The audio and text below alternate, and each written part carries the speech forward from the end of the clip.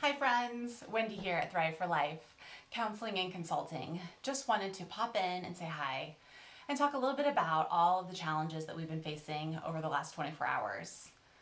I know that I speak for most of us when I agree with you that it's been a crazy 24 hours.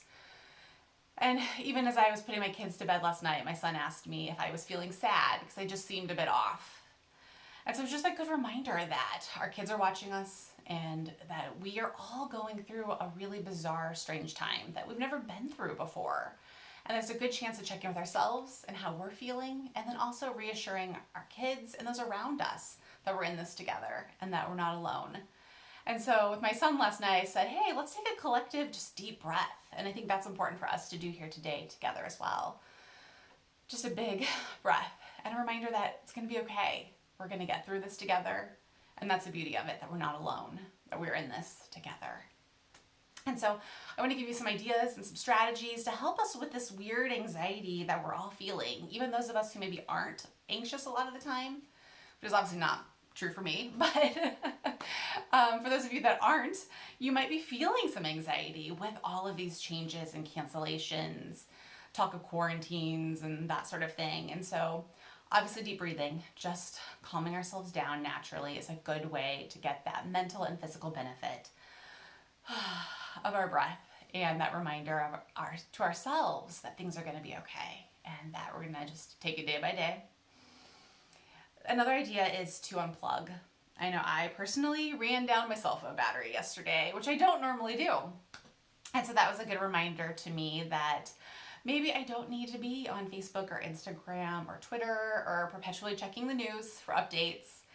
I would recommend, picking a local or national news source that you trust and checking it once or twice a day. See what's going on, and then put your phone aside. We are so connected to the world, but sometimes I think it can be to our detriment. So put the phone down and focus on whatever's going on around you. Whether you're home alone right now, you're still going to work, you're taking care of kids that are home, it's okay to just unplug for a bit. Next, I want us to laugh. The research definitely supports the value of laughter and the impact that it has on our brains and our mental health. And so times like these, we need to laugh. My son last night thought it would be a great idea to just look at funny memes. And while that's not something I would normally sit around and do, we definitely spent a few minutes doing that and chuckling. And I felt better. He felt better. Laughter is just truly the best medicine, and it's free and it's accessible no matter where we're at or where we're stuck for the next few weeks. And so take that time to watch a funny show or a funny movie, read a book that makes you laugh, or even just look at some funny memes. I'll give you permission to plug back in for that.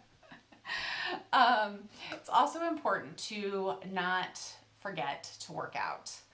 While I definitely stocked up on some wine before sort of retiring to my home, I also know that I have to keep moving my body. If I were to just continue to see my clients and be sitting all the time, I'm not going to be at my best, and my anxiety is definitely going to go way up.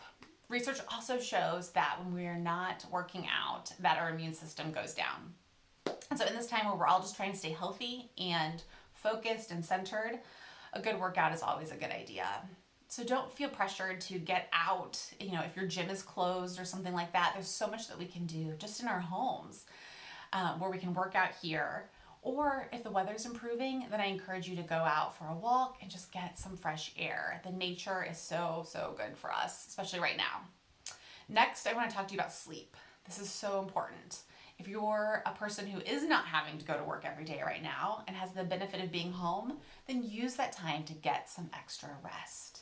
That alone will help your immune system and your anxiety. The next thing I want us to think a little bit about is that we're not alone. Even if you might be home alone right now, we are in this together. And I think there's beauty in seeing all of these closures and shutdowns across the US and even, across the world.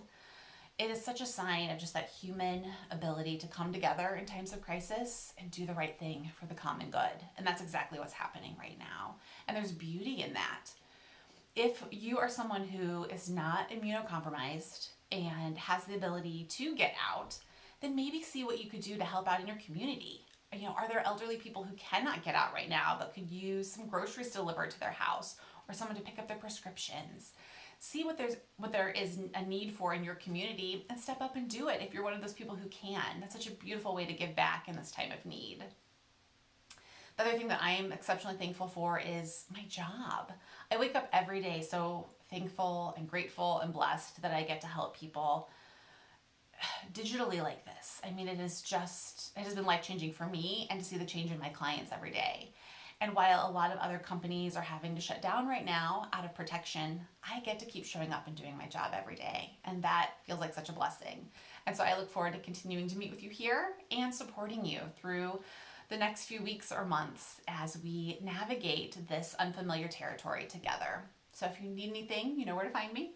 And I hope that these tips help you to navigate the weekend ahead and the weeks ahead. Talk to you soon. Bye.